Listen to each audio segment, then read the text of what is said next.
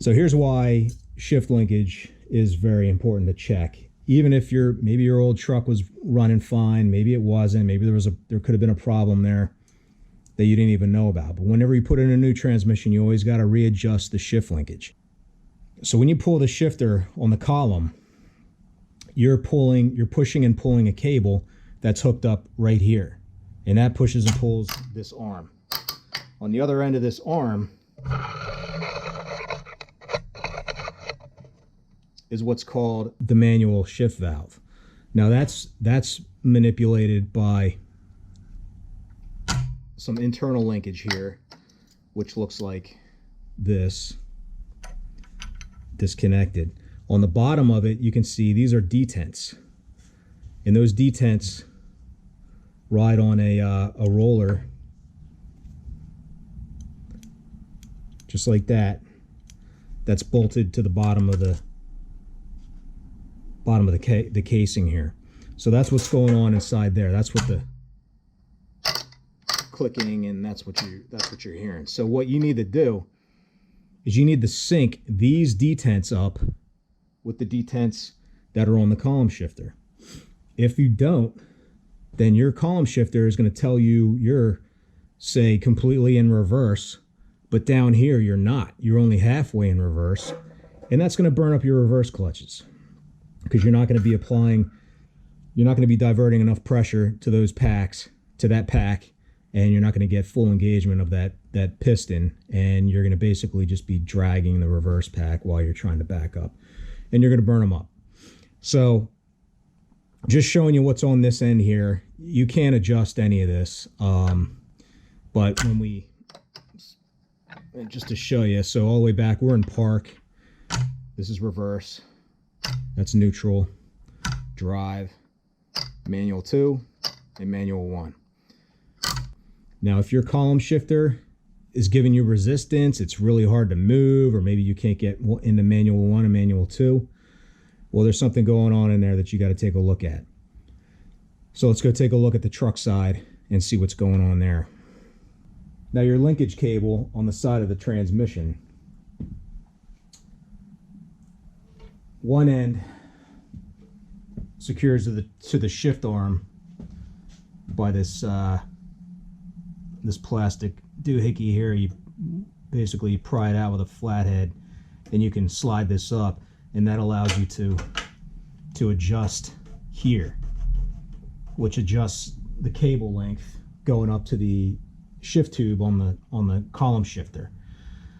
Now, just because you thought, oh, you know, it was about halfway on my old transmission, that should work on your new one, but you want to check everything anyway, because other things could happen. You could have an issue in your shift column or your steering column that you weren't aware of. So I'm going to show you that stuff in a second, but here the only adjustment is going to be this, pulling that out a little bit gently, because these things are old, they're brittle, and then you can slide this relative to that to get you close. Now, the other end of that shift cable, it's got a little eyelet here.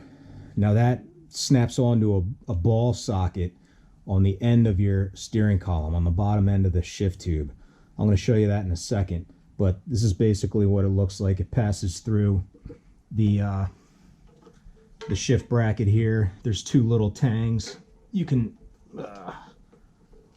push them in with your fingers, one on the top, one on the bottom, and that's how that comes out. And then it snaps in. It only snaps in one way. You've got this this notch here that coincides with this notch, and that's how they want you to set that up. So that snaps in there. The grommet comes up through the bottom of your where your feet are, below the pedals, and then this end, like I said, this is the other end that snaps to the shift arm, the bottom of the shift tube. There's another bracket there. So I'm going to show you that in a second. The first thing you always want to do is make sure you have a full range of motion on your column shifter. Make sure while your transmission's either out or this is disconnected, it's best to do this. you make sure you have all the PRND21 motion that you need on the shift column. There's a set of detents in the shift column, and we need to sync that setup with the set that's in here on the manual valve, on the valve body. Check and make sure that you can shift the column shifter into all the PRND21 ranges. Don't get too hung up on where that orange needle is, because you can adjust that later. That's the very last thing you would do.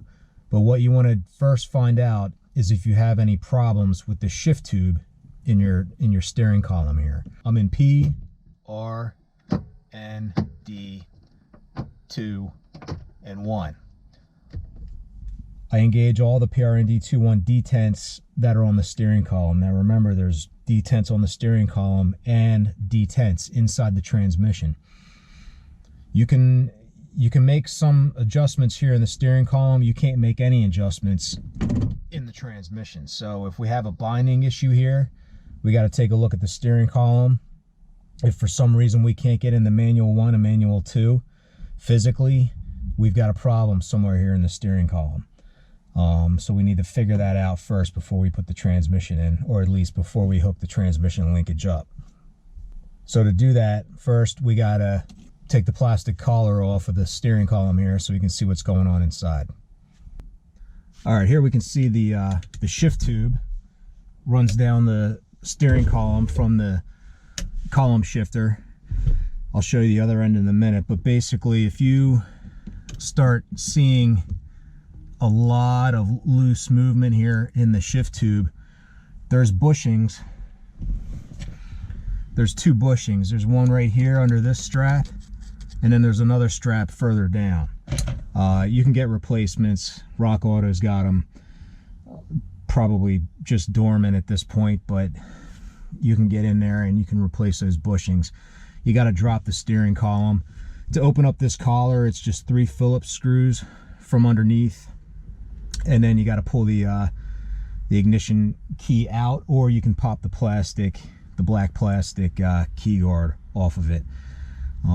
Either way, it's easier to do if you tilt the steering wheel down. Before you do it, it's easier to get the plastic collar out. But anyway, this is what you want to look for in the steering column, is worn out bushings. This one's pretty good. I don't have any trouble with this one. There's always going to be some slop in it, but this one's actually pretty tight. But like I said, if yours is really loose, you're gonna have issues getting the transmission into the ranges that you see up here. What winds up happening is you wind up with something like half engagement into reverse, where you're not, the manual shift valve isn't completely where it needs to be, so you're not getting full pressure to the reverse pack, and you can burn up the reverse pack by only being halfway into it. So these are all things we want to avoid. So check out the shift tube, make sure yours is in good order, and then I'll take you underneath the dash here to show you one last part of the shift tube that's really important to check. All right, underneath the dash now, looking up, you can see where that end of the shift linkage cable right here, this is that eyelet that snaps onto the ball socket I was telling you about. Now this metal piece that it snaps onto is held onto the end of the shift tube by these 2 Torx head screws. So these are the screws, these 2 here, that you want to check. In fact, I wouldn't just check them, I would take them out and put blue Loctite on them, because they work themselves loose no matter what. You could tighten them today and they could be loose again in a few months. So I would just pull them out, put some blue Loctite on there, and tighten them back up. If these are loose, when you turn that shift tube, you're not going to fully rotate this bracket, which isn't going to fully push or pull the shift cable as appropriate. Now remember, we have to sync the shift column detents with the ones in the transmission that we can't adjust. If there's slop here, then you're going to show one thing here on the PRND21 display, and your transmission's not going to be fully engaged. So you got to make sure these are tight. Like I said, just regular blue Loctite's fine. You don't need the red stuff. It's just something on there to keep them from rattling loose. So one thing to keep in mind, there's a spring behind this plate here, right, that goes around this end of the shift, the shift tube. So what I would do is first make sure they're both tight, then just remove one screw at a time. That way you don't drop this flange and you don't have to worry about this spring popping out, because it is a little annoying to be doing this, especially upside down in such a confined space like this. So tighten them both first, and then remove one to put Loctite on them, and then do the other one after you put that one back in. That way you don't have to worry about the spring popping out, and you should be good to go here.